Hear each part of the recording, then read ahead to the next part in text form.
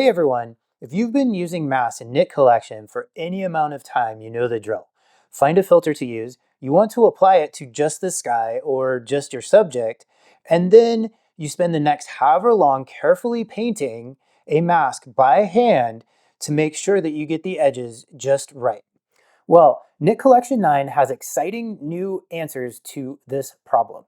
In this video, I am going to walk you through the new masking capabilities in Nik-9, the top features to know, and several examples so you can see exactly how these tools work in practice. Let's take a moment to acknowledge that Nik-8 made some meaningful improvements to masking, but Nik-9 changes that entirely by bringing the intelligence inside the Nik suite itself and making the Nik collection way more powerful on its own. Nik Collection 9 introduces two brand new AI-powered masking tools. These are native in every app. We don't need Photoshop masks anymore, which is great for those of us that don't use Photoshop in our workflow. The first is the AI mask.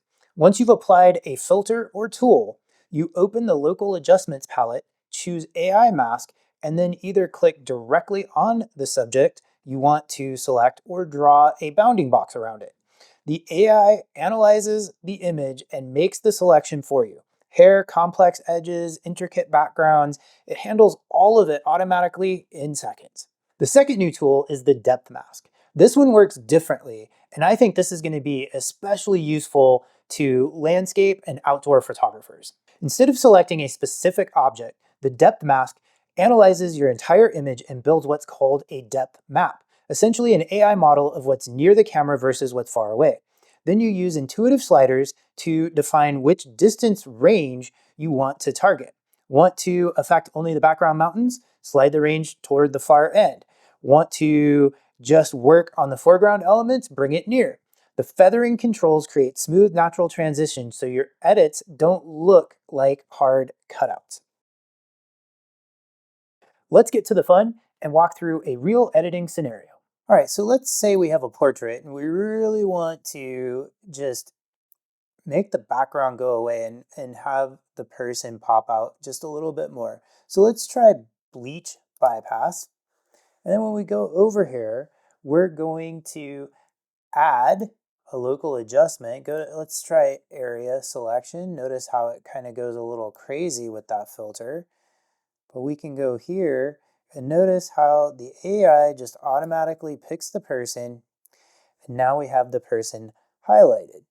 The quick and easy way to change this or invert it so that we're only affecting the background is to just invert the mask. And it's that simple. We're done.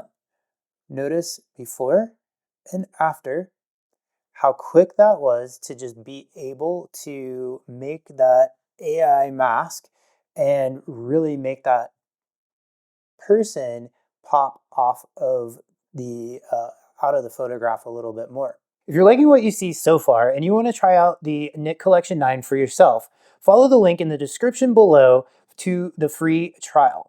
Additionally, Nik was kind enough to give me a limited time only 20% off coupon code in case you want to get Nik Collection 9 for yourself. Just know that I'm not making anything off of the offer, so if you are finding this useful, please hit the thumbs up below. It really does help me out. Now let me show you the depth mask in a landscape setting. So the depth mask is really cool. And we're going to look at this beach landscape here. And I'm going to add some fog in the distance. But when I click on this, I get fog everywhere. So I'm going to create a depth mask. And to do that, you go over to Add Local Adjustment and Depth Mask. And while this is rendering here, I will say that I have an Intel-based Mac that has 8 gigs of GPU. But with that, this does take a little bit of time to render. So just keep that in mind when you're editing, that if you have a more modern computer, it'll probably run a little faster.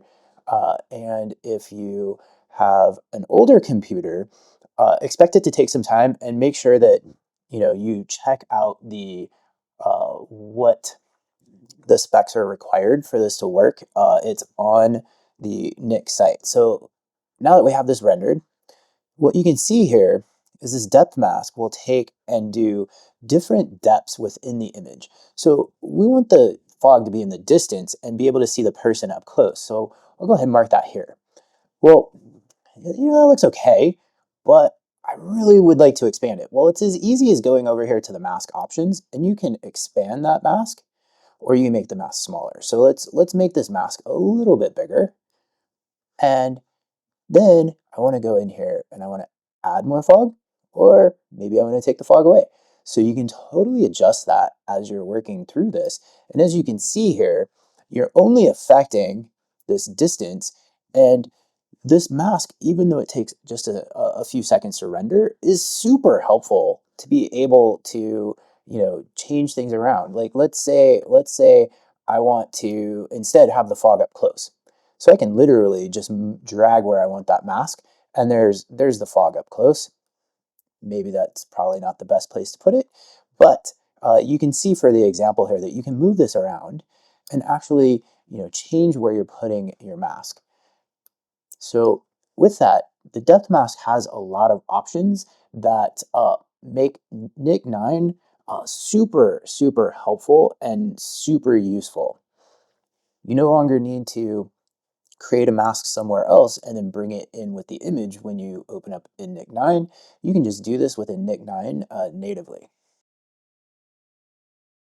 NIK-8 gave us a solid step forward, but NIK-9 gives us native AI subject selection where the intelligence is inside the Nik suite itself.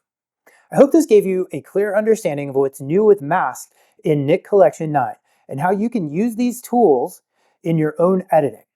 I will be making more videos exploring the other new features in Nik-9, so don't forget to subscribe to the channel to see those. And until next time, enjoy your photography journey.